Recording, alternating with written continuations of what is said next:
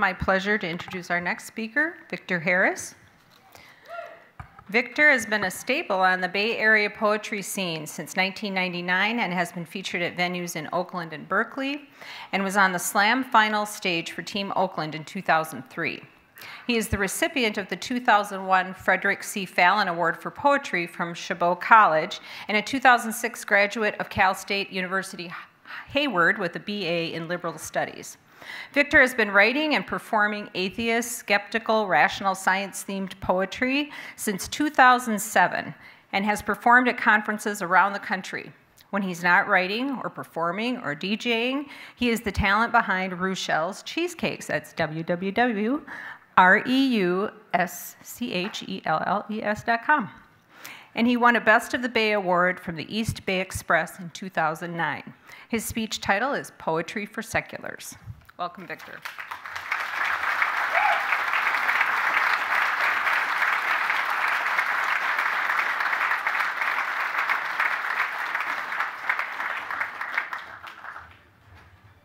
Good morning, skeptics.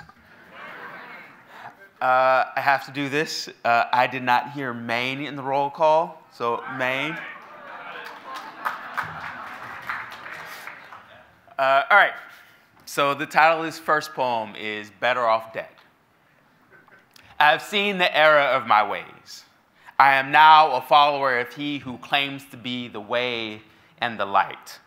Born of a virgin in the last days of December, he who so loved the world that he sacrificed himself, if only temporarily, on our behalf.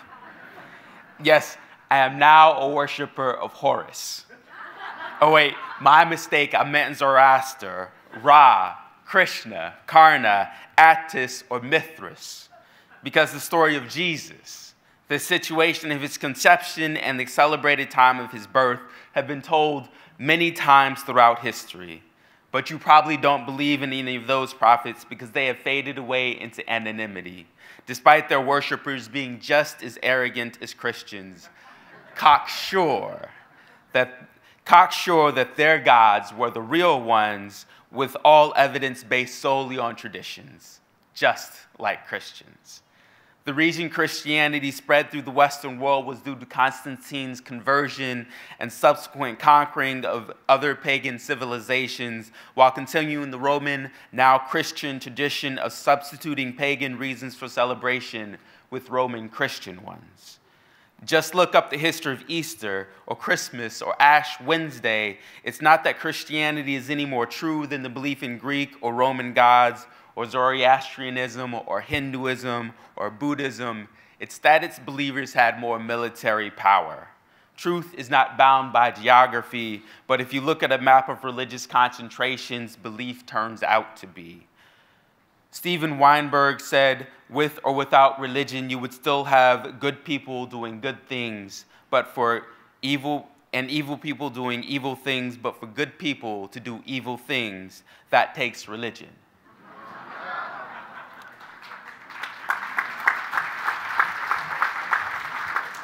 The argument that atrocities done in the name of a religion is based on the perversion of its beliefs is fallacious, especially in the case of Christianity. Anyone who does so is employing the no true Scotsman fallacy, attempting to convince you that these men did not know God's will, but he does, when that cannot be true for two reasons. He has had no more interaction with his God than those who have committed the atrocities. And in the case of Christianity, there are many examples in the Bible of God-sanctioned massacres of enemies. For instance, in Psalms chapter 137, verse 9, when God says, "Blessed is he who happily dashes babies against the rocks," is this a perversion of Christianity? Or in Joshua chapter 6, verses 1 through 24, when God entreats Joshua to bring down the walls of Jericho, to kill all the men and women of any age, save the harlot Rahab and her household, to burn the town and kill the animals, is this a perversion of Christianity?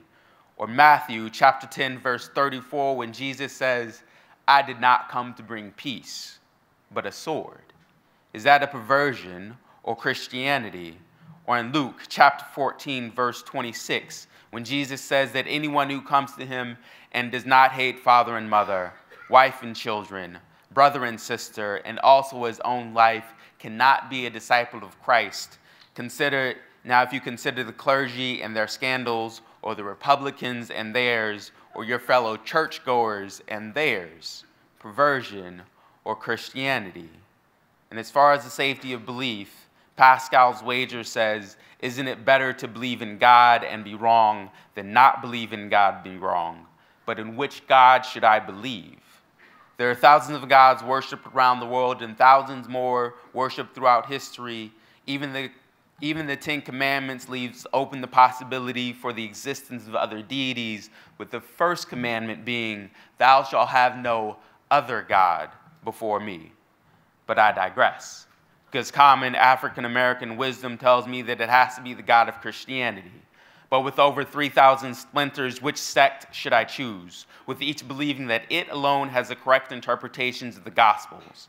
Christopher Hitchens said that the fact that all religions cannot be correct, the only safe assumption is that they must all be wrong. But perhaps you are not as familiar with modern atheist philosophers as myself, or do not hold them in such high regard. So I will put it in the terms of someone with whom you will be more familiar.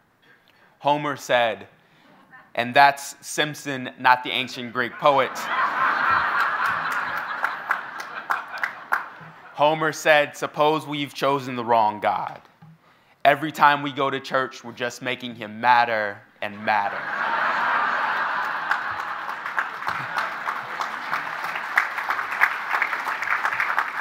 Have you even considered other religions, studied their traditions, and rationally and logically dismissed their beliefs based on reason?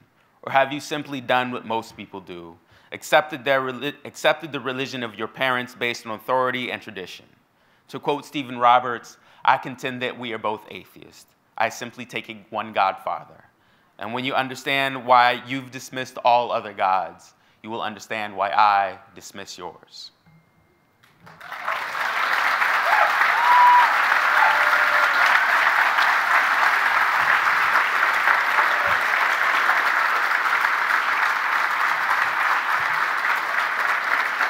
So I started writing atheist-themed poetry and performing it to an audience of believers, so they are all addressed as such.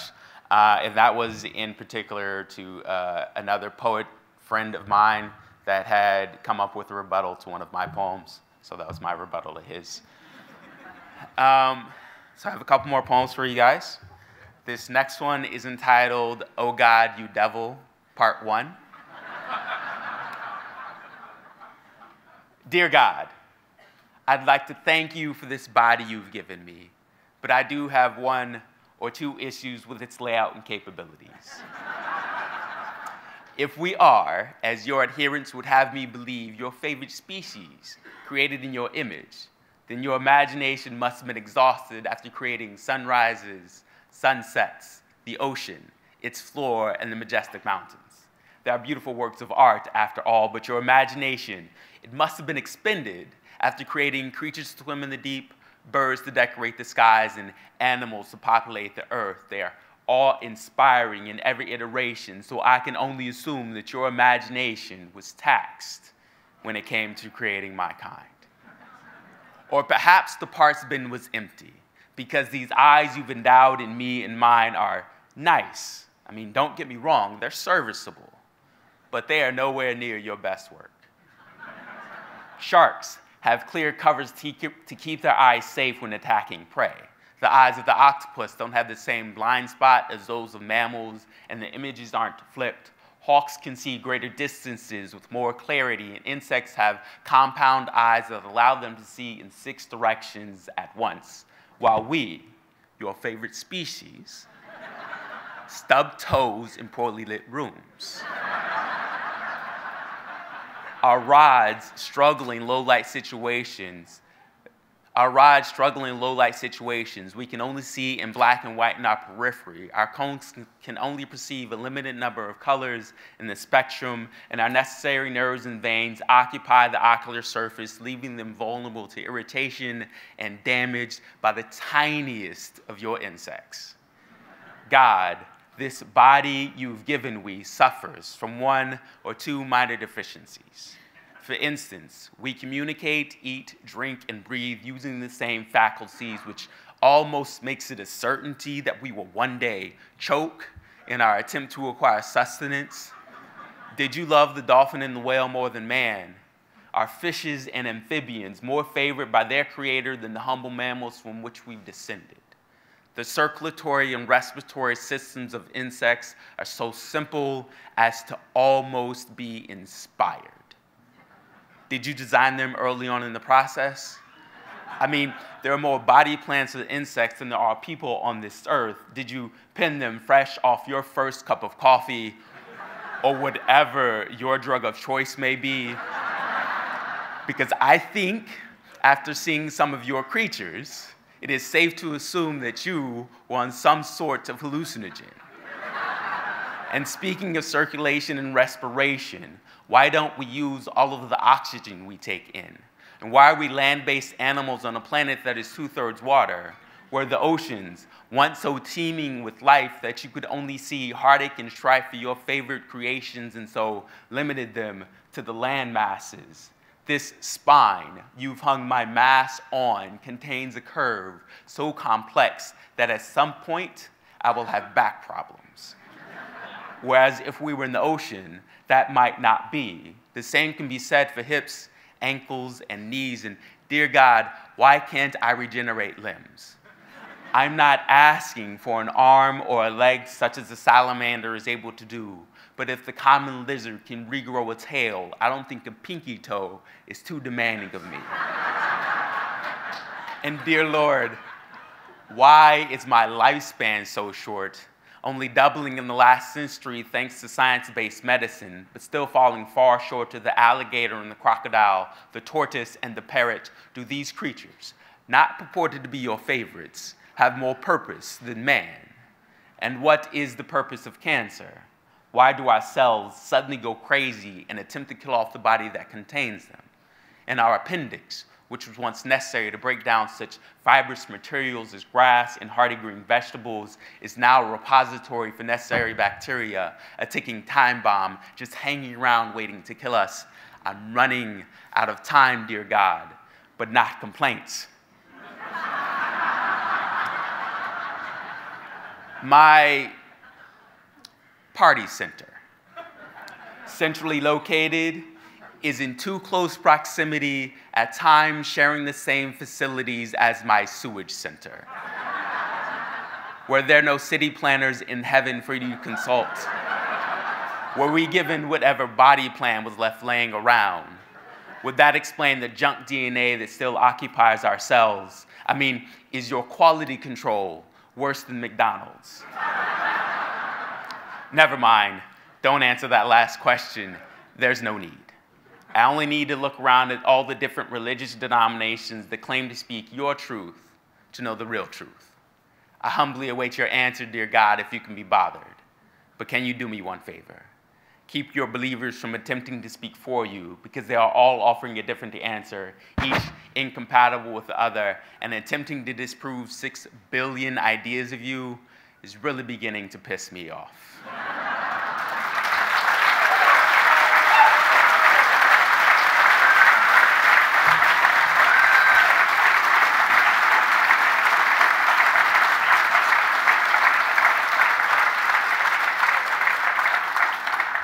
So I have one more poem for you guys.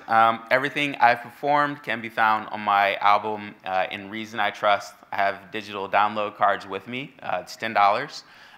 This last poem is a poem for my nieces. My brother is in a blended marriage. He is a non-believer. She is a believer.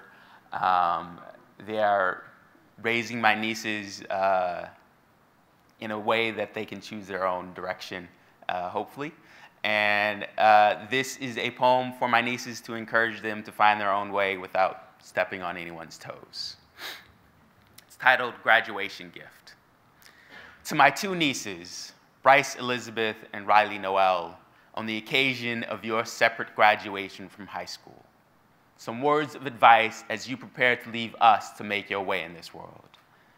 This society will attempt to compartmentalize you.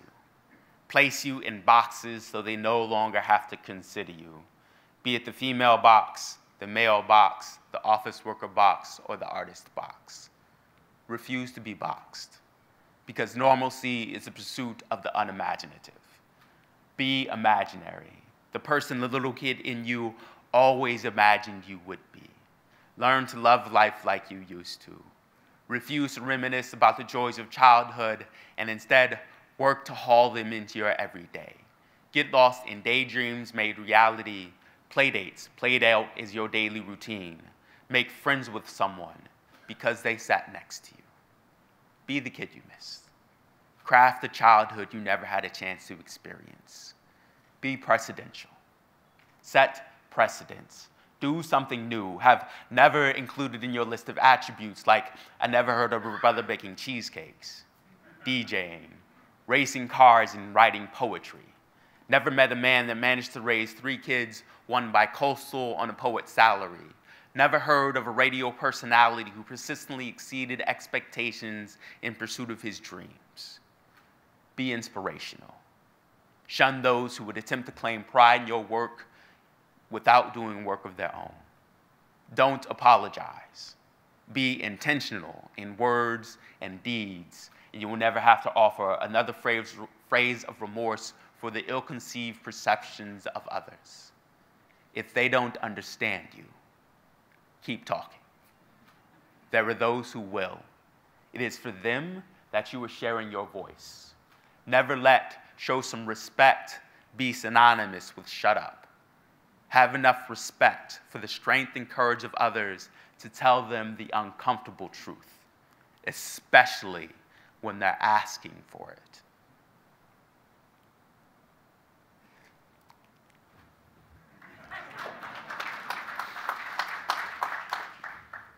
Especially when they're asking for it. Life is too short to live with regret.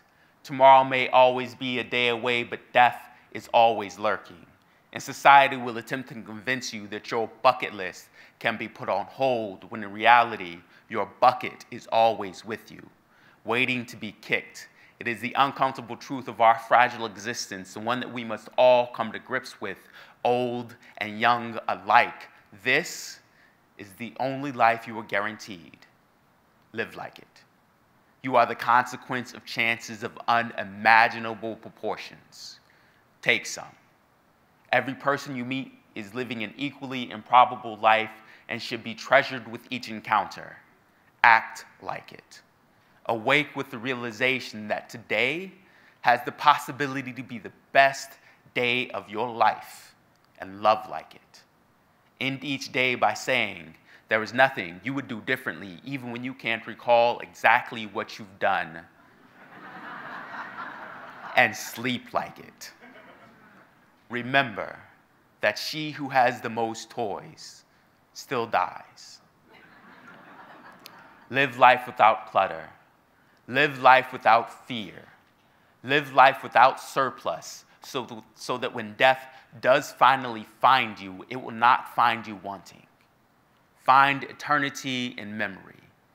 Turn legendary possibility into manifested reality, and never doubt that my love for you comes without condition. Thank you.